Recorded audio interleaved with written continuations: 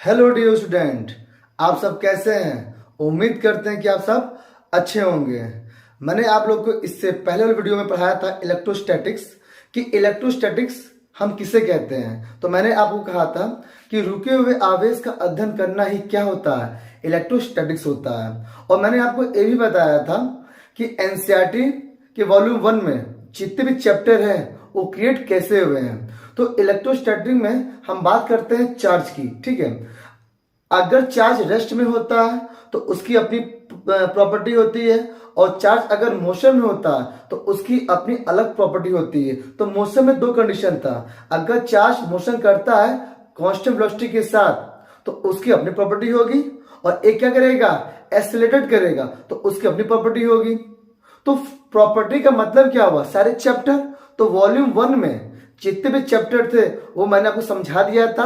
अगर चार्ज जब रेस्ट भी होगा तो उसकी अपनी प्रॉपर्टी होगी, यानी कि वो सारे चैप्टर होंगे। और जब चार्ज मोशन में होगा तो उसकी अपनी प्रॉपर्टी होगी, वो भी सारे क्या हो, चैप्टर होगा। तो उसी प्रॉपर्टी को आज हम पढ़ने वाले हैं आज के अपने पहले चैप्टर में, इलेक्ट्रिक चार्जेस एंड फील्ड के बारे में। आइए स्टार्ट करते हैं। तो लिखा है इलेक्ट्रिक चार्जेस फील्ड। तो आज हम बात करेंगे चार्ज के बारे में कि चार्ज क्या होता है। तो आप एक बात बताइए, जैसे कि ये मार्कर है, ठीक है, ये मैटर है, तो इसके पास मास भी होगा और चार्ज भी होगा। तो चार्ज क्या है, एक मैटर की प्रॉपर्टी है। तो अब आप खुद देखिए कि हमने आपको कल ही बताया था कि मैटर के दो बेटे होते हैं। मैटर के दो बेटे हैं, मान लीजिए एक मास है और एक क्या है, एक चार्ज है। तो मास की एक अपनी प्रॉपर्टी है और चार्ज की एक अपनी प्रॉपर्टी है। क्लियर हो गया। अगर मास की अपनी प्रॉपर्टी होगी तो इसका अपना अपना फोर्स होगा, और चार्ज की इसकी अपनी प्रॉपर्टी है तो चार्ज के भी पास अपना क्या होगा, एक फोर्स होगा। तो आइए हम बात करते हैं चार्ज के बारे में। ये दोनों ही मैटर क्या है, प्रॉपर्टी है। क्लियर हो गया, ठीक है। तो देखिए, तो हम बात करते हैं चार्ज की, ठीक है। तो चार्ज क्या है, एक मैटर की प्रॉपर्टी है। उसके पास एक एक्सपीरियंस फोर्स होता है। उस फोर्स का नाम क्या है, इलेक्ट्रोमैग्नेटिक फोर्स है। क्लियर हो गया। आप जितना अच्छा आप हमें सुनेंगे आपको उतना अच्छे समझ में आएगा, ठीक है। तो इसकी जो डिफिनेशन है, property of charge, property of charge of matter which have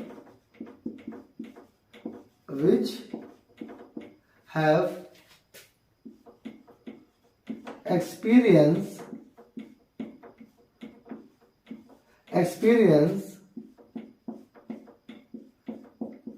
electromagnetic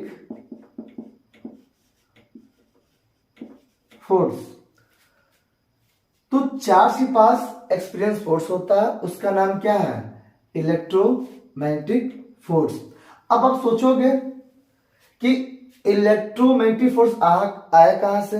तो मैंने आपको बताया था, अगर जब चार्ज रेस्ट में होता है तो उसकी प्रॉपर्टी होती है, उसके पास इलेक्ट्रिक फील्ड होता है।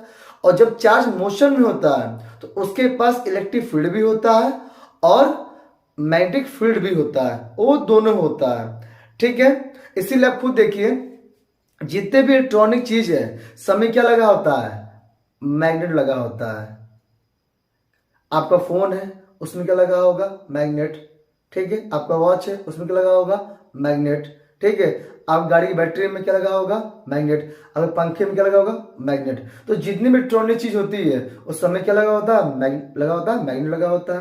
क्योंकि एक साइंटिस्ट ऑस्टर्ड, उन्होंने बताया था जब किसी भी सर्किट में जब करंट फ्लो होता है तो करंट फ्लो होने से उसके चारों तरफ क्या क्रिएट होता है, मैग्नेटिक फील्ड क्रिएट होता है, जो फोर्स लगाने का काम करता है, ठीक है। ये पूरी कहानी ऑस्टर्ड साहब की है, वो हम बाद में पढ़ेंगे, पहले आगे देखिए,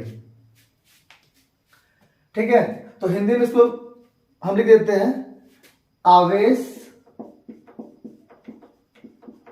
आवेश पदार्थ का वह गुण है, वह गुण बोलिए या मात्रा बोलिए, खाने वाला गुण नहीं, ठीक है, गुण या मात्रा।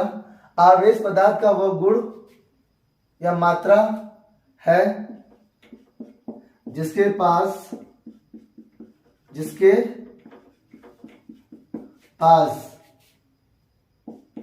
विद्युत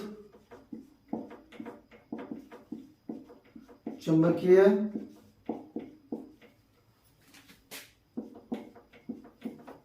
बल का प्रभाव होता है,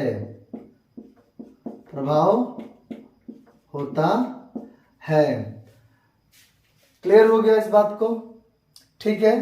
तो ये जो लिखा है ना, इस बात को आप ध्यान रखिएगा, चार्ज पार्ट्स एक्सपीरियंस फोर्स होता है, इलेक्ट्रोमैग्नेटिक फोर्स होता है। क्लियर हो गया ये बात, ठीक है। क्यों होता है? क्योंकि चार्ज रेस्ट में भी होता है और चार्ज मोशन में भी होता है, ठीक है।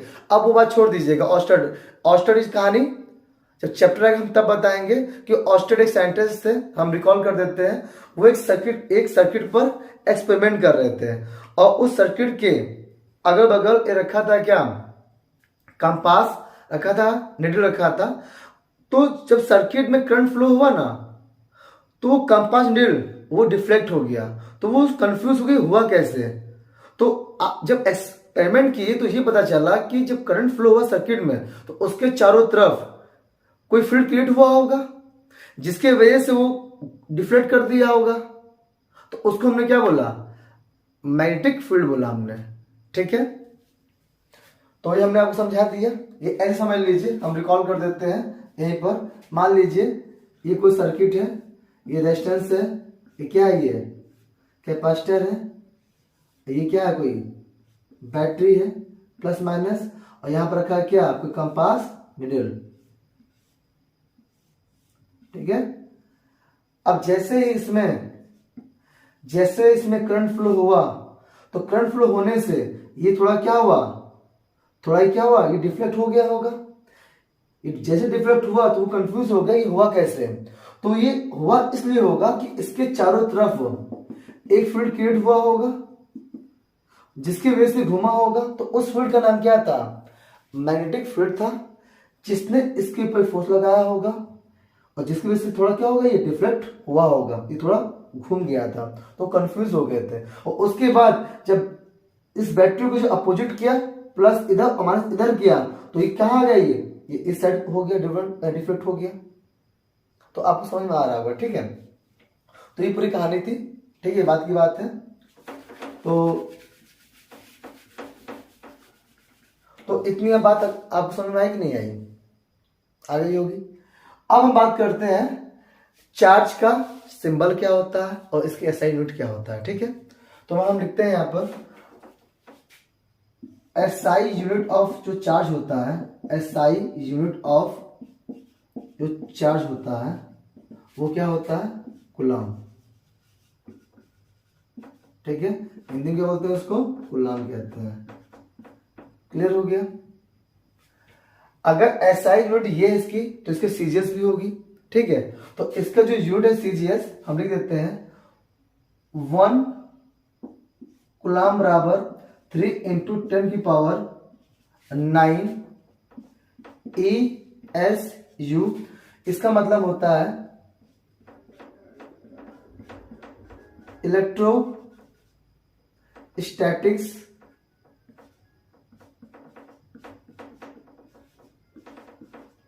यूनिट। और ये होता है क्या, इसका सीजीएस यूनिट होता है, सीजीएस होता है यूनिट, ठीक है। तो कोई आपसे पूछे कि एक कूलम में कितने होते हैं ESU, तो आप कहिएगा 3 इंटू 10 की पावर 9 होते हैं। क्लियर हो गया। आप इसकी स्क्रीनशॉट ले लीजिए, इसके हम आगे बात करते हैं।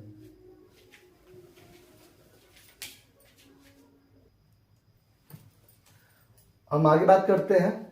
तो ये बात आपको कंफर्म हो गया कि 1 कूलम में कितने होते हैं ESU, तो 3 इंटू 10 की पावर 9 होते हैं। और इसकी क्या होती है, सीजीएस होती है, यूनिट होती है, ठीक है। आगे देखिए, स्टार बना लीजिए। 1 कूलम में 1/10 होता है इलेक्ट्रोमैग्नेटिक यूनिट। इलेक्ट्रोमैग्नेटिक होता है यूनिट, उसको बोलते लिखते हैं इंग्लिश में electromagnetic unit.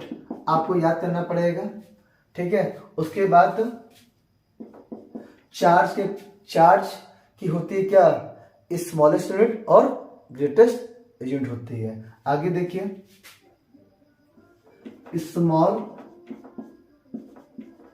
Unit of charge वो होती है क्या, फ्रैंकलिन होती है, देखिए 1 ESU।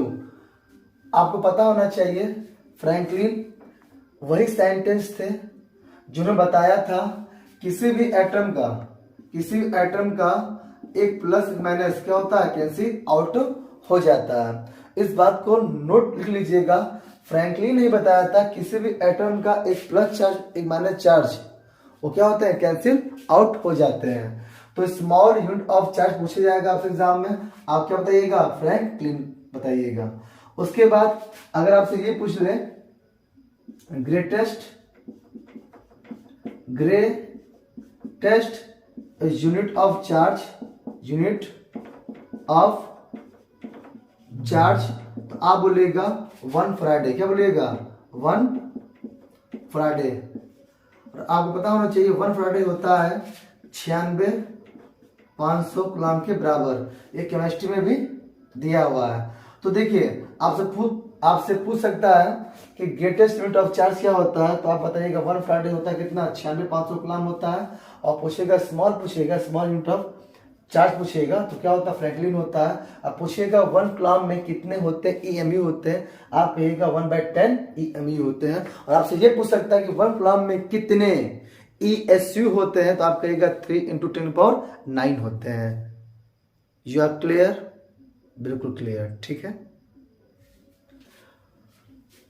तो आप इसकी स्क्रीनशॉट ले लीजिए, हम इसको रफ करते हैं। तो डस्टर कहाँ है, डस्टर तो गिर गया है, ठीक है। अब हम बात इसकी करते हैं आगे की, ठीक है। अब हम बात करते हैं टाइप ऑफ चार्ज की।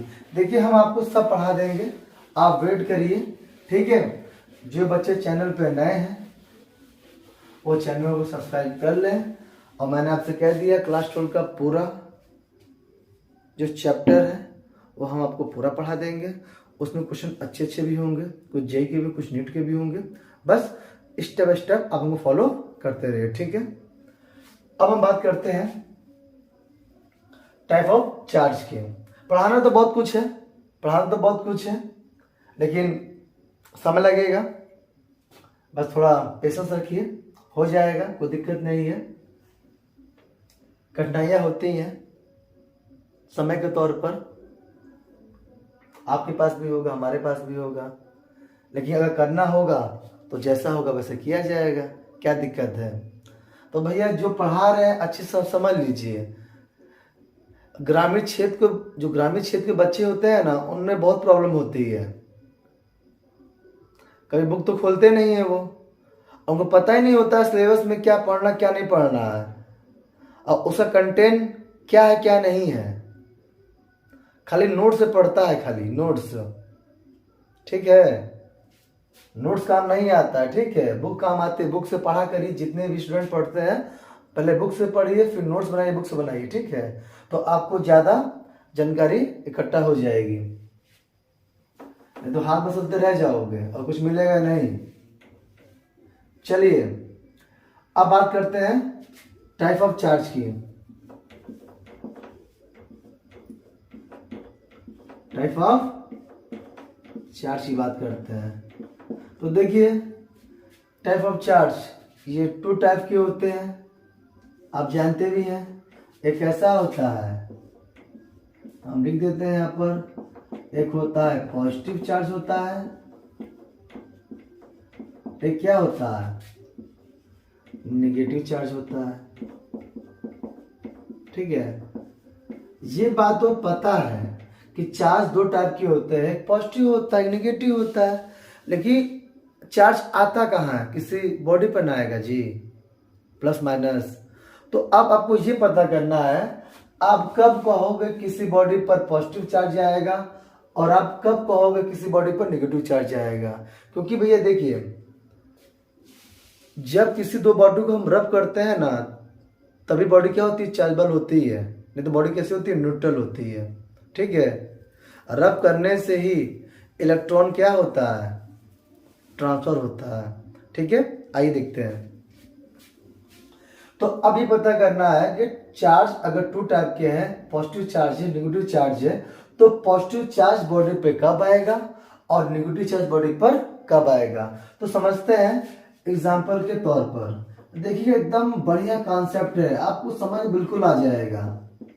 ठीक है, तो सबसे पहले हम एक बॉडी लेते हैं, न्यूट्रल बॉडी लेते हैं। देखिए ये न्यूट्रल एटम लेते हैं, तो हमने कोई एटम लिया, उसके न्यूक्लियस में प्रोटॉन होता है और न्यूट्रॉन होता है। और एक सेल हो गया, इसमें दो इलेक्ट्रॉन है, ये इसका मान लें बाहरी सेल है, इसमें कितने इलेक्ट्रॉन है, आप मान लीजिए कितने मान लें, 6 मान लें, 6 मान लीजिए, 1 2 3 4 5 और 6। और कैसा बॉडी है ये कैसा बॉडी है, ये न्यूट्रल बॉडी है। कैसा है ये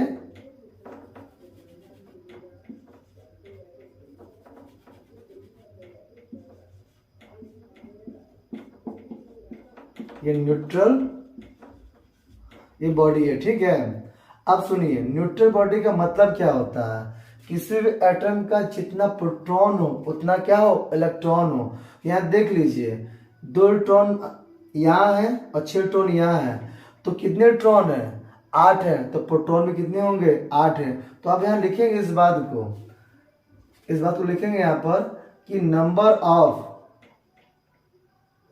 कहाँ लिखे इस बात को, यही लिख देते हैं, नंबर ऑफ प्रोटॉन और नंबर ऑफ इलेक्ट्रॉन जब बराबर होते हैं तभी कोई बॉडी क्या होती है, न्यूट्रल होता है। इसका मतलब क्या कि अगर हम बात करते हैं इसे टोटल चार्ज की, क्या बात करते हैं इसकी, टोटल चार्ज की हम बात करते हैं, तो आप कहोगे कि कितने इलेक्ट्रॉन है, अगर 8 इलेक्ट्रॉन अगर माइनस का है, ठीक है, तो प्रोटॉन कितना है, +8 होगा, तो कहोगे 8 माइनस 8, 8 प्लस का 8 माइनस का कितना हो गया, 0।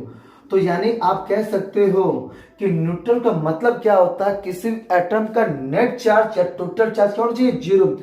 पार्टिकुलर चार्ज है, प्रोटॉन भी है और इलेक्ट्रॉन भी है, लेकिन टोटल कितना है, 0। तो किसी भी एटम का टोटल चार्ज 0 है, हम उस एटम क्या बोलते हैं, न्यूट्रल एटम कहते हैं।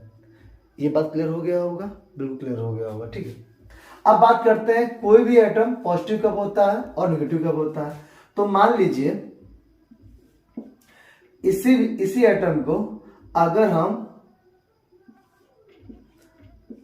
इलेक्ट्रॉन दे दें, इलेक्ट्रॉन गिवन कर दें, अब बताइए कहानी क्या बन जाएगी। ये मान लीजिए न्यूक्लियस से प्रोटॉन और न्यूट्रॉन है, पहले कितने थे इसमें, 2 थे। अब जब 1 दे दोगे तो 6 था तो 7 हो जाएगा, 1 2 3 4 5 6 और 7। तो अब कहोगे 7 2 9, प्रोटॉन तो उतना ही है, तो अब कहोगे कि नंबर ऑफ प्रोटॉन वो क्या है, कम है, किससे, नंबर ऑफ इलेक्ट्रॉन से कम है। तो आप खुद सोचिए कि number of proton, number electron क्या हुआ, यानी इलेक्ट्रॉन ज्यादा हो गया, प्रोटॉन क्या हुआ, कम हो गया। तो आप ऐसे समझ सकते हैं कि जो टोटल चार्ज होगा, टोटल चार्ज, आप क्या कहोगे, यही ना बोलोगे कि 8 प्लस का है 9 माइनस का, तो कितना आ गया, -1 आ गया। तो आप कह नहीं सकते हो ये बॉडी कैसी हो गई, नेगेटिव चार्ज हो गई। आप क्या बोलोगे, बॉडी कैसी हो गई, बॉडी हो गई निगेटिवली चार्ज हो गया। ठीक है, बिल्कुल आप क्लियर हो रहा होगा कि कैसे मैंने समझा दिया आपको।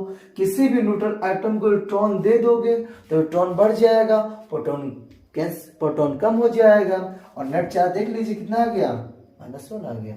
ठीक, अब हम यह बात करते हैं, अगर इसी न्यूट्रल एटम से मान लीजिए हम क्या करेंगे, हम इलेक्ट्रॉन यहां से निकालें, क्या करेंगे, यहां से निकाल लीजिए, तो हम एरो बना देते हैं।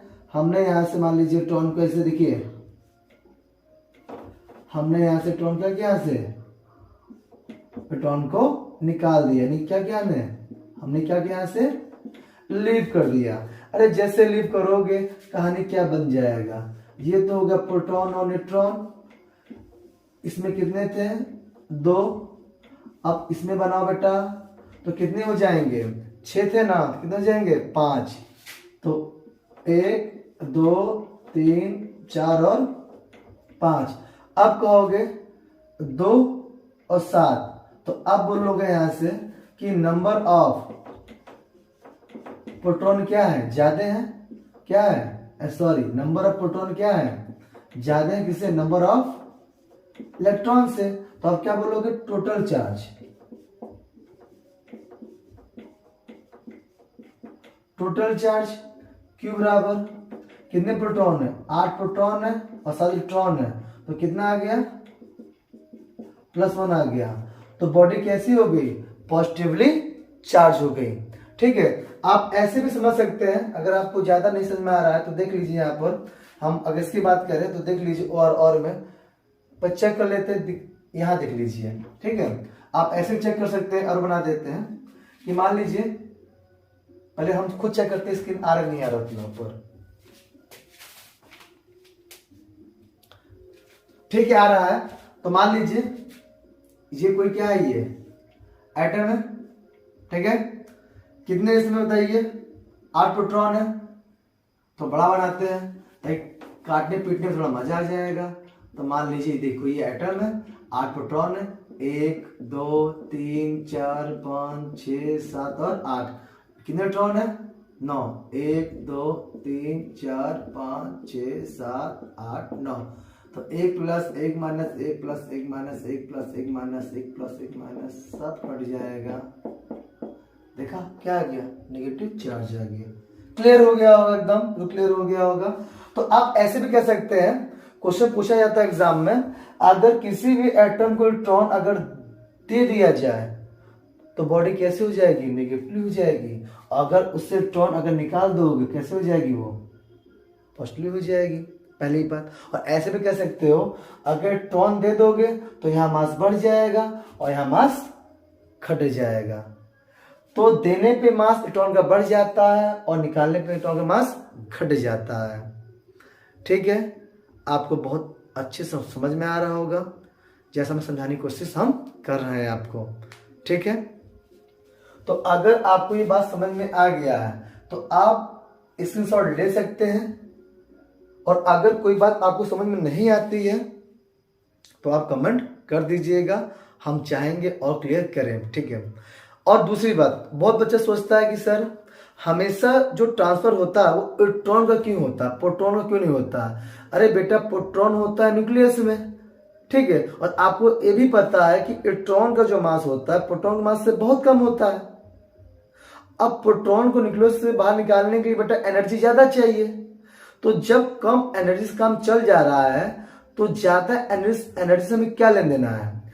एग्जाम्पल सोचिए कि मान लीजिए कि एक 40 माले की बिल्डिंग है, ठीक है, और मैं आपसे कहूं पहले माले पर हम पसंद करोगे 40 पर, तो आप ये ना बोलोगे प्रैक्टिकल की पहले पर, अरे कब आना है कब जाना है, आसानी से चले जाओगे आ जाओगे, कम एनर्जी लगेगा। अब 40 से ऊपर जाओगे फिर नीचे आओगे, ऐसे हाफ जाओगे तुम। तो जब कम एनर्जी में काम चल जा रहा है ना, तो हार के पीछे हम नहीं भागते हैं, क्योंकि प्रोटॉन का मास बड़ा हेवी बहुत ज्यादा होता है, तो उसको निकालने के लिए एनर्जी ज्यादा चाहिए, तो हम ऐसा काम क्यों करें। ठीक है, आपको आ रहा है, जो हम बात कहते हैं उसको आप लिख लिया करिए, ठीक, कॉपी में। ठीक है, तो आप इसकी स्क्रीनशॉट ले लीजिए।